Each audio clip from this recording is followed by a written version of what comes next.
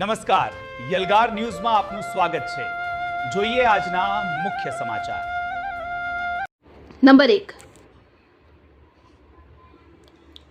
છોટાઉદેપુર જિલ્લામાં દારૂબંધીના કડક અમલ અંતર્ગત રંગપુર પોલીસે મહત્વપૂર્ણ કાર્યવાહી હાથ ધરી આંત્રોલી ગામ નજીકથી ભારતીય બનાવટના વિદેશી દારૂનો મોટો જથ્થો ઝડપી પાડ્યો હતો।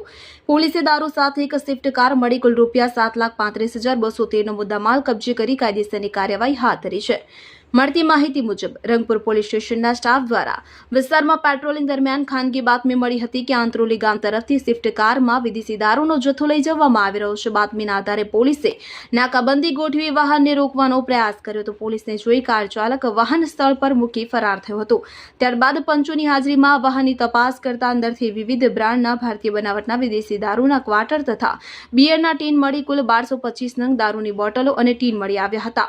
ઝડપાયેલા દારૂની કિંમત ₹4,35,213 હોવાનું જાણવા મળ્યું છે। ઉપરાંત કારની કિંમત